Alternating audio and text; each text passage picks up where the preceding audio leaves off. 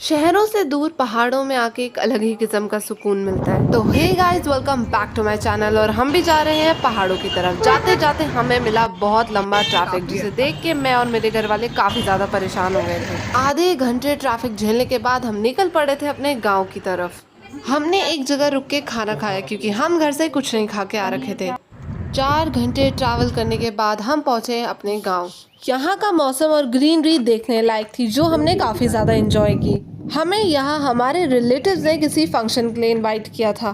Part 2 के लिए मेरे चैनल को सब्सक्राइब करें। Thank you.